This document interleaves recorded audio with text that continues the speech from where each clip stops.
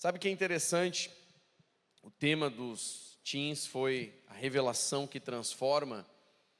E quando você pensa sobre revelação, a palavra revelação, ela significa tirar o véu ou descobrir algo que estava oculto.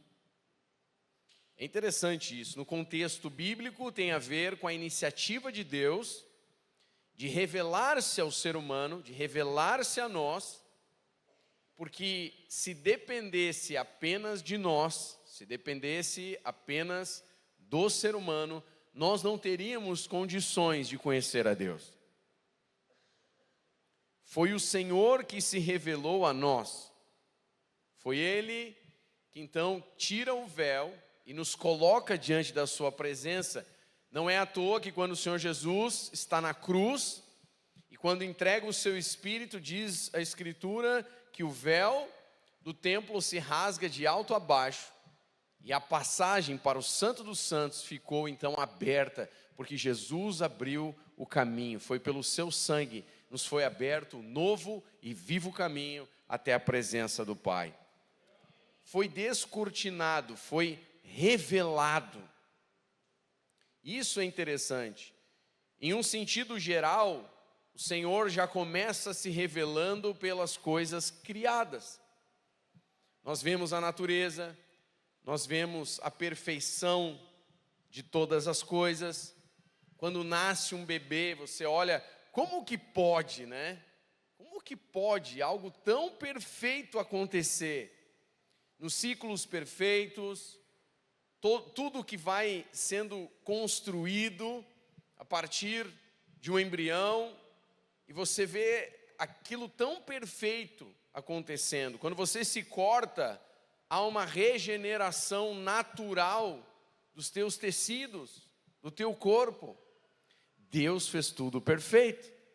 E nisso você já começa a perceber, há uma revelação, Deus de alguma maneira já está falando conosco, através de todas as coisas criadas.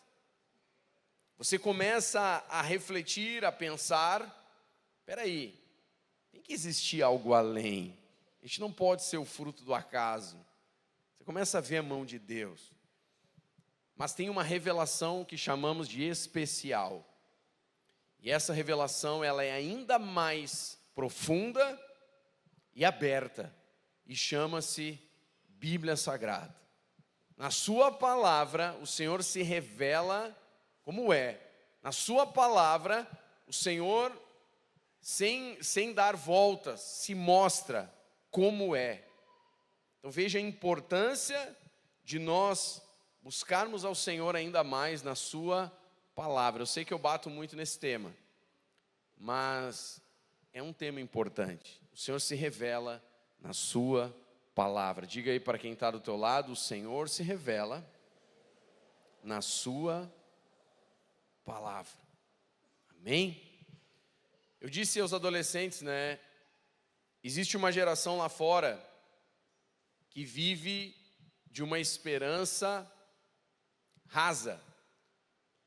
Pode ser que Deus seja real, pode ser que um dia eu seja salvo, pode ser que eu seja filho de Deus. Vive naquele pode ser. Interessante que a Bíblia nos chama não para vivermos em um pode ser, mas em uma convicção, em uma certeza de fé. A Bíblia nos chama para andarmos por fé. Convicção, não é um eu acho, um pode ser. Não, eu creio. Por fé. Eu entendo isso. O Senhor quer levantar uma geração de profetas.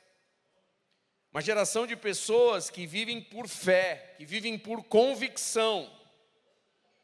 Uma geração de homens e de mulheres que vivem pela verdade revelada de Deus no seu interior. Uma geração de homens e de mulheres, jovens, anciãos, adultos, crianças, que são voz de Deus na sua geração, que carregam uma revelação de quem Deus é. Não um eu acho, não um quem sabe, não, carregam uma revelação de quem Deus é. Essa é a diferença do Evangelho para outras religiões.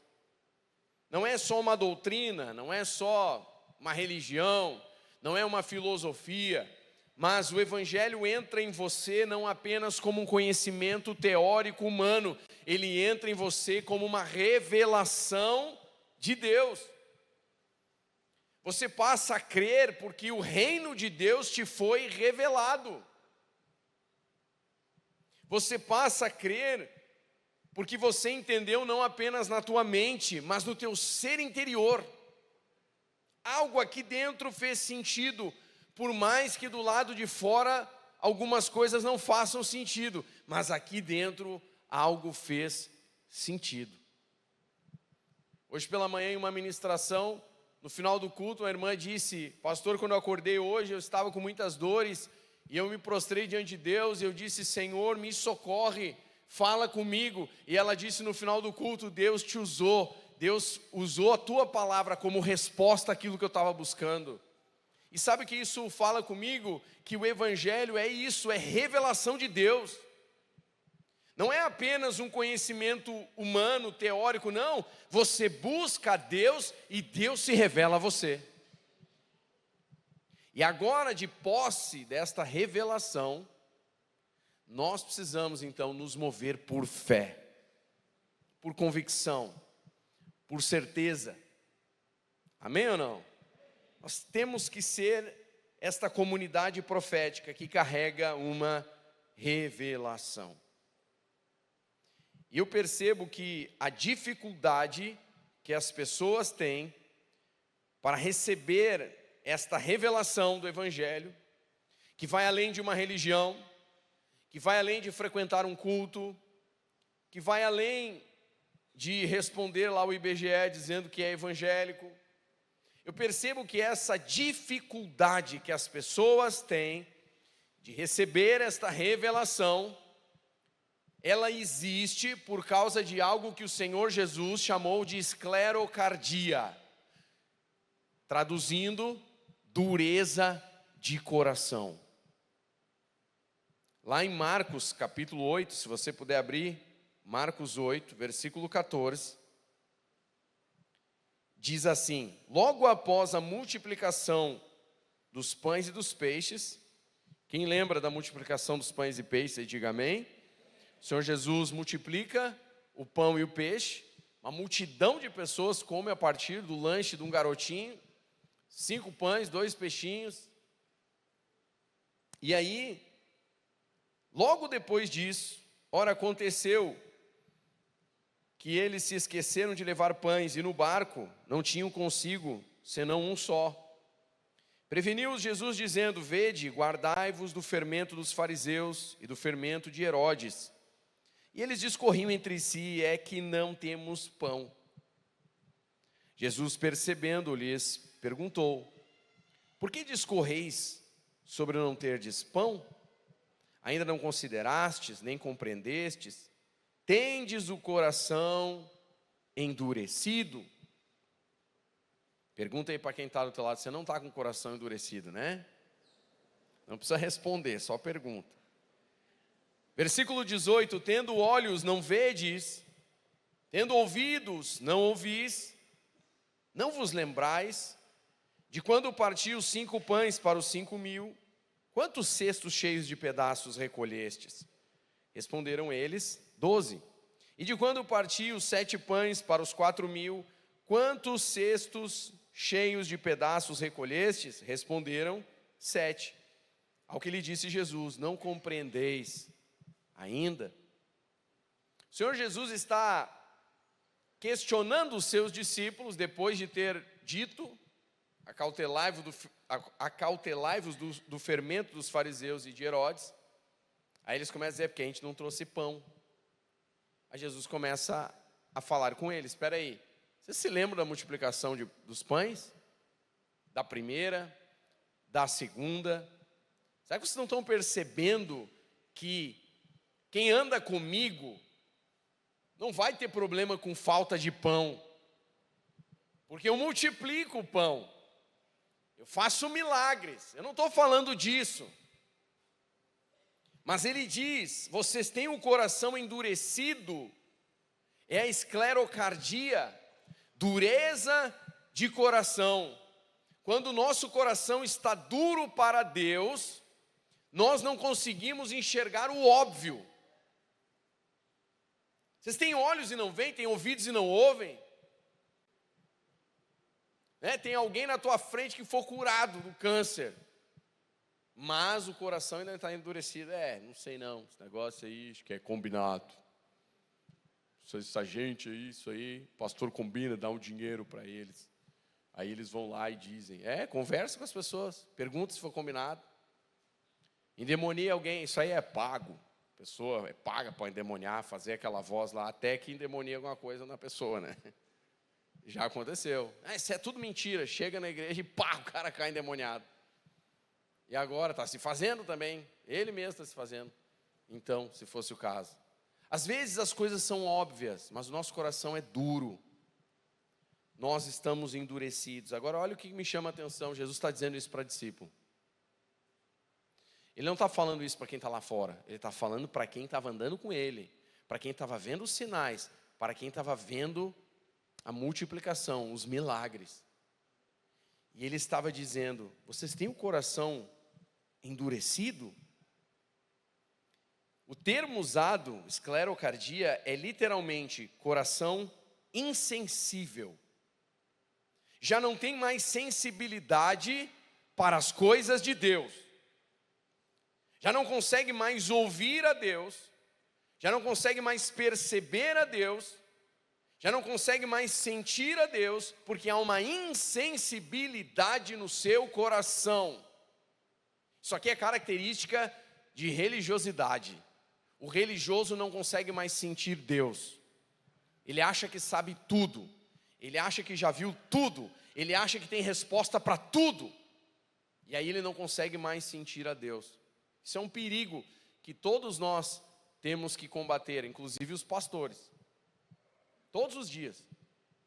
Senhor, não deixa eu me tornar um religioso, um profissional da fé. Quantas vezes o Senhor nos faz ir ao espelho, vai para frente do espelho, agora pega o esboço que tu pregou na semana passada e prega para ti agora. Faz tu te lembrar do que tu mesmo pregou. Quantas vezes o Senhor faz isso conosco, para que a gente lembre? Eu não estou aqui como um super espiritual acima, não, tudo isso aqui é para mim. Se eu não cuidar, eu me torno insensível para Deus, para as coisas de Deus.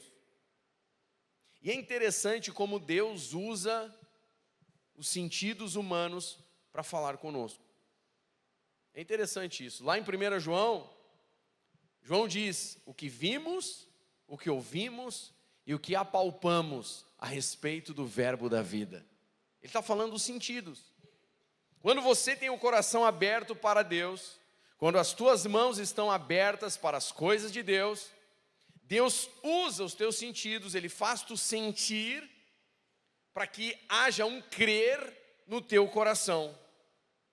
As tuas experiências, que são bíblicas, que confirmam a palavra, fazem com que cresça a fé no teu interior. E esta fé, ela é uma convicção da verdade de Deus no teu coração. Isso aqui é interessante. Quando há uma insensibilidade, uma dureza de coração, isso é uma espécie de resistência interior à obra de Deus em nós. A gente fica resistente àquilo que Deus quer operar no nosso coração. Por isso que em Tiago 1:21 diz, acolhei com mansidão a palavra enxertada em vós. O sentido de acolher aqui, né? Se eu for na tua casa, você vai me acolher bem? Não, viu um amém, né? Se eu for na tua casa, você vai me acolher bem? Vai fazer um pretinho básico? Ô pastor, vamos tomar um cafezinho? Você vai me acolher bem? Isso é uma atitude que nós tomamos. Você tem duas atitudes, ou você pode me ignorar, fica aí sentado aí no canto aí, ou você me acolhe bem. A palavra, ela é enviada, mas a pergunta é, você tem acolhido com mansidão a palavra que tem sido enxertada no teu coração? Porque esta atitude que nós temos mediante a palavra é como uma resposta que nós damos àquilo que Deus está fazendo, que faz com que esta fé cresça no nosso interior, que faz com que esta convicção cresça no nosso interior. Quando você ignora a Deus, quando você tem essa insensibilidade, o Senhor não consegue operar além. Mas quando você abre o teu coração, quando você diz, Senhor, eu acolho a tua palavra no meu interior com mansidão, então uma convicção maior vai ser gerada no teu interior. E nós somos chamados para andar por fé, amém? Como essa revelação do reino opera em nós? Coisas básicas, vocês já me ouviram falar muitas vezes aqui, mas que eu considero muito importante nós sempre relembrarmos. Sempre relembrarmos. Primeiro, de novo, o evangelho não são dogmas ou doutrinas. Guarde isso. O evangelho não são dogmas ou doutrinas, ele tem doutrinas. Mas o evangelho em si é a revelação de Deus ao ser humano. É além de guardarmos tradições, é além de guardarmos liturgias, o evangelho é muito mais do que isso. E se você não está vivendo isso, tem alguma coisa errada. Você tem que ir diante de Deus e dizer, Senhor, dá-me uma revelação maior de quem Tu és. Porque evangelho não é ir à igreja faz parte, mas o evangelho é muito mais do que isso. Muito mais do que isso. Você vai chegar num lugar onde você acorda de manhã, a primeira coisa que você faz é falar com o Espírito Santo. E Ele fala contigo também. Ele vai te conduzindo, Ele vai te guiando. Você começa a ter uma revelação maior de quem é o Senhor. Amém? Então, esta revelação, ela acontece em primeiro lugar por um engajamento bíblico. E eu não estou falando só de ler a Bíblia. Eu sei que eu bato nisso todos os dias. Mas eu bato nisso porque eu creio. Eu bato nisso porque eu creio. Pastor, a minha vida vai mudar só por ler esse livro? Vai. Se você ler e viver, vai. Vai mudar. Aqui está a base. Aqui está a revelação. No princípio, era o Logos, a palavra, o verbo. E o verbo se fez carne e habitou entre nós. E vimos a sua glória. Ou seja, tivemos uma revelação da sua glória. Glória do unigênito do Pai. Houve uma revelação. A palavra deixou de ser apenas um texto e tornou-se vida. Então o evangelho não é religião.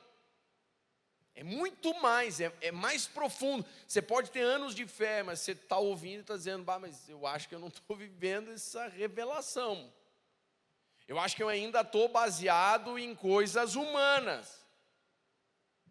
Eu acho que eu ainda penso do evangelho algo sobre coisas dos homens. Não, o evangelho é uma revelação espiritual do reino de Deus através do seu Filho Jesus. É além. E nós podemos ter cada vez mais uma revelação maior todos os dias. De fé em fé, de glória em glória. Pela nossa atitude de acolher. Engajamento bíblico é mais do que apenas ler a Bíblia. É ter um compromisso com a causa da Bíblia. É amar a palavra. É envolver-se com a palavra, é aprender a ler a palavra, é aprender a meditar na palavra. E, repito, essas coisas nós aprendemos. Você pode não saber hoje direito, mas você pode aprender se você quiser. Você pode ir aos poucos, mas você pode aprender. Pastor, eu não sei meditar, não sei ler, mas você pode aprender. O Espírito Santo quer te ensinar. E você pode buscar muitas ferramentas que nós temos hoje. E ir aprendendo a ler. Mas é importante que você esteja engajado com a palavra. Em Hebreus capítulo 10, lembrando a nova aliança, no versículo 15, diz: e disso nos dá testemunho também o Espírito Santo, porquanto após ter dito, esta é a aliança que farei com eles, depois daqueles dias, diz o Senhor, porém no seu coração as minhas leis, e sobre a sua mente as inscreverei. Veja, a aliança do Senhor conosco é uma aliança onde a sua palavra passa a habitar a nossa mente e o nosso coração. Veja como não é apenas decorar regras, decorar leis, decorar liturgias e repeti-las. Não, tem a ver com que esta palavra habita agora o nosso coração, a nossa mente. Esta é a aliança que Deus fez conosco, onde a sua palavra habita o nosso coração e habita a nossa mente. Amém ou não? Então, é importante, se você quer ter uma revelação maior do Senhor, e todos nós deveríamos querer isso. Eu digo isso, Deus é muito grande para se revelar a você em 1 ano, 2 anos, 10 anos ou uma vida inteira. Nós vamos precisar da vida toda e a eternidade para que tenhamos uma revelação maior, clara, de quem Ele é. Ele é gigante demais. Eu gosto do espaço, eu digo isso, né? Eu gosto do espaço, eu gosto de cosmologia, das coisas, né? As estrelas, o universo, sistema solar. Não sei porquê, mas eu tenho um hiperfoco sobre isso. Eu gosto dessas coisas. E toda vez que eu vejo alguma coisa, algum vídeo, algo relacionado a isso, eu vejo como o nosso Deus é grande. Esses novos telescópios, né? James Webb, tem tirado fotos do espaço profundo. Você sabia? O ser humano não sabe se o espaço é infinito ou não. A gente não consegue medir. A gente não consegue ver tudo o que acontece no espaço. A gente não tem explicação para tudo o que acontece lá. Agora tem um cometa passando aí, novo, e ele se move diferente de tudo que foi visto até hoje. E eu acho isso incrível. Se o universo tem esse tamanho, imagina aquele que criou isso. Se o universo nós não conseguimos medir, imagina o Deus que criou o universo. Ele é insondável. Agora, o desejo de Deus é que você cresça em sua revelação, em quem Ele é. Coisa simples. Às vezes nós achamos que Deus é aquele velhinho lá de cima, como alguns dizem. Primeiro que Deus não é velho, o pastor sempre fala isso. Deus não é velho, Ele não tem início de dias, nem final de existência. Deus é, simples assim. Dorme com esse barulho aí, Deus é. Entra na tua cabeça isso, também não entra na minha, mas Deus é. E ponto. Deus é. Agora essa revelação que recebemos dele é progressiva. Alguns dizem, Deus é o velhinho lá de cima. Alguns acham que Deus, Ele está com a vara na mão, esperando você errar para te dar-lhe uma chibatada. Acham que esse é Deus.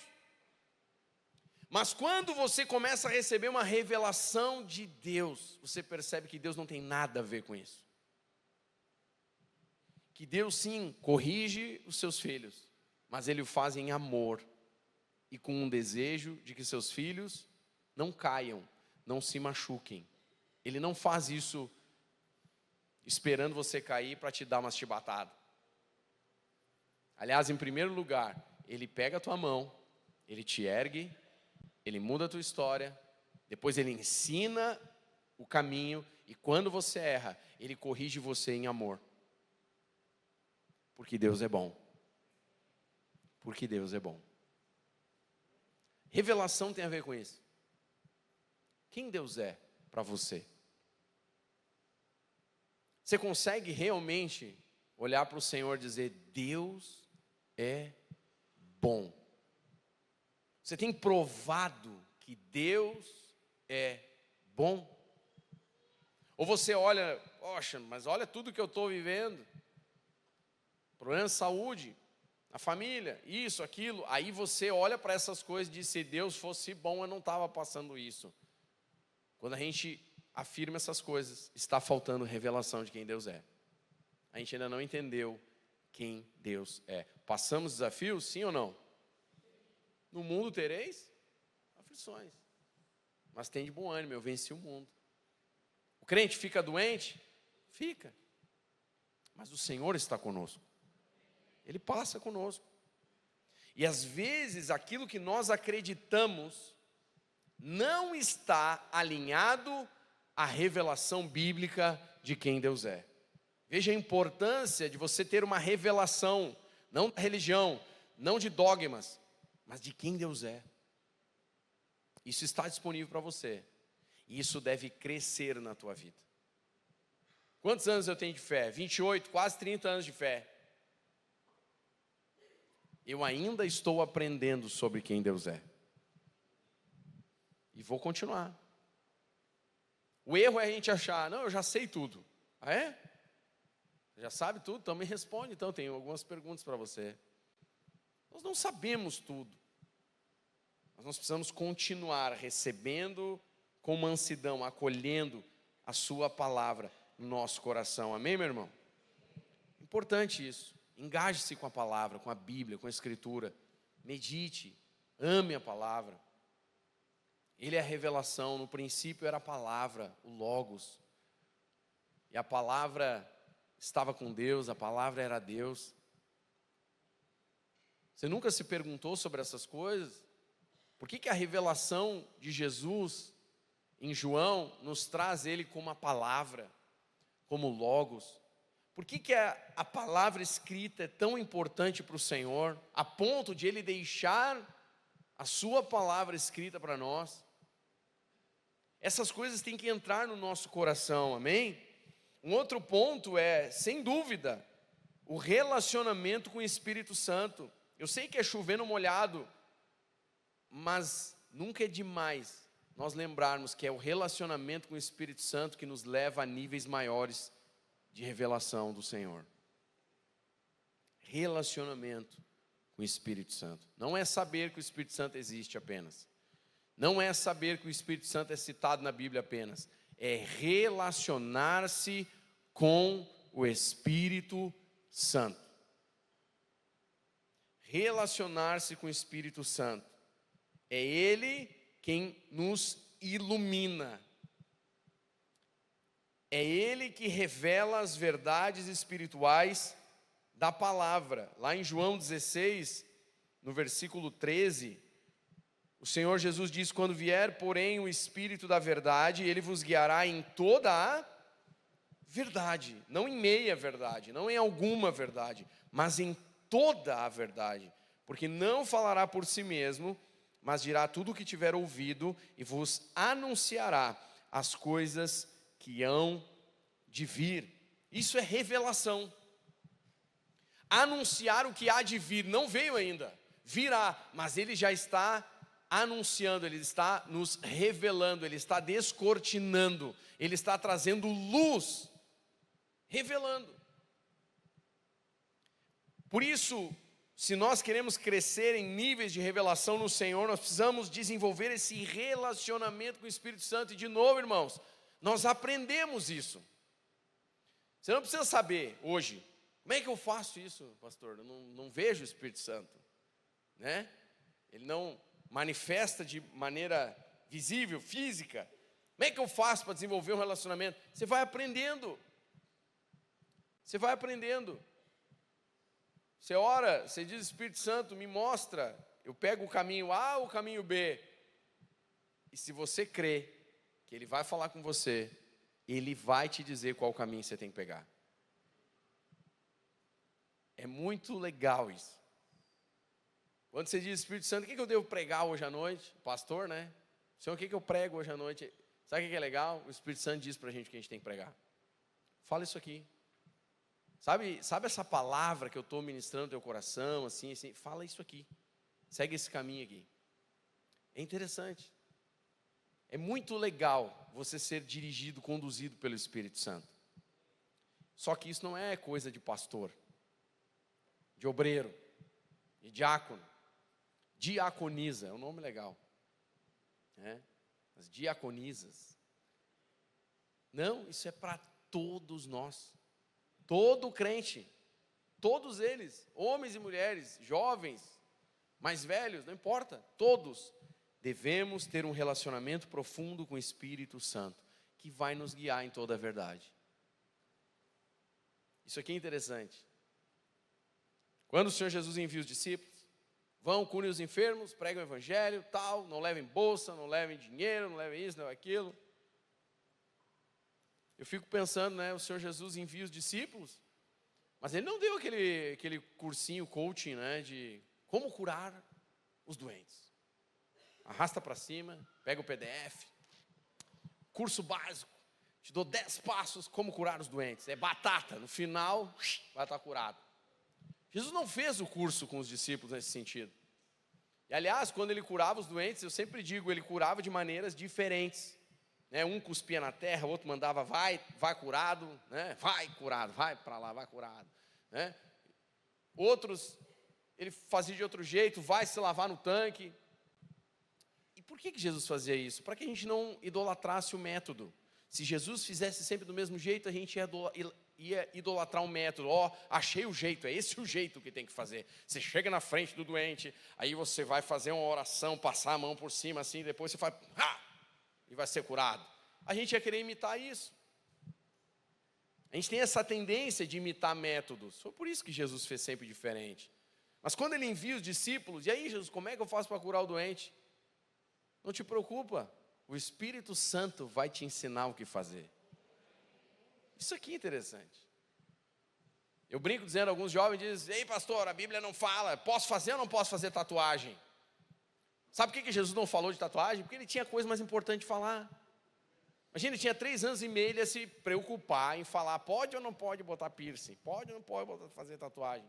Sabe por que Ele não falou dessas coisas? Porque Ele sabia se depende do Espírito Santo. Pergunta para Ele. Espírito Santo, o que tu acha de eu fazer uma tatuagem nos umbigos? Aí vem falar com o pastor. Pastor, eu estou pensando em fazer uma tatuagem, mas eu estou meio incomodado. Então tu já sabe a resposta. Se está incomodado é porque o Espírito Santo já disse que não é para fazer, rapaz. É pecado ou não é? Essas coisas. Vai perguntar para o Espírito Santo. Isso é interessante. O Senhor não precisou nos dar as minúcias de todos os assuntos que existem na humanidade, porque Ele sabia que se o Espírito Santo habita em nós, Ele vai nos dar direção. Mas nós temos aberto o coração para isso. Eu nunca vou me esquecer, eu já citei aqui, um dia eu estou vendo uma série do Netflix. Era tipo um documentário. Eu gosto muito de ver esses documentários. E mostrava um rapaz que herdou do pai uma churrascaria. E ele disse uma coisa que eu ouvi o Espírito Santo usando aquilo ali para falar comigo. Ele disse, o meu pai me ensinou tudo que eu sei. Só que chegou num ponto que eu queria expandir, fazer outras coisas, e ele não queria. E ele disse, eu percebi que meu pai tinha as mãos fechadas. Para ele era só aquilo e não tinha mais nada. E aí ele disse, e eu aprendi que eu tinha que abrir as mãos para coisas novas. Eu tinha que ter espaço para coisas novas. E quando ele falou aquilo, o Espírito Santo ministrou no meu coração. Nós precisamos abrir as mãos para o novo de Deus. Não é o novo no sentido de coisas que não estão na Bíblia. Claro que não, o que não está na Bíblia a gente não quer. Tem que estar na Bíblia. Mas a palavra de Deus se renova todos os dias no nosso coração, na nossa vida. Só que a gente tem que estar com as mãos abertas. Senhor, meu coração está aberto. As minhas mãos estão abertas. Eu quero o novo de Deus sobre mim. É vinho novo em odres novos. Se Deus te fez um ser novo, Ele quer derramar vinho novo sobre você. Uma unção nova sobre você. Não é viver de unção de 20 anos atrás. Tem coisas novas hoje. Mas a gente tem que estar com o coração aberto, desejoso, querendo mais de Deus. Isso é uma das coisas que o Senhor tem ministrado muito no meu coração nesses dias, sabe? tem mais de Deus, eu quero derramar algo novo, mas tu precisa estar aberto porque eu quero fazer. Tu precisa estar aberto porque eu quero fazer. Pergunta de Jesus aos discípulos é: vocês têm um coração endurecido? Vocês são duros de coração? Será que a gente está com o coração duro, irmãos? O Senhor quer fazer coisas novas, mas a gente já está fechadinho, né? É só aquilo ali. Daqui não tem como ser diferente. Não coloca Deus dentro de uma caixinha.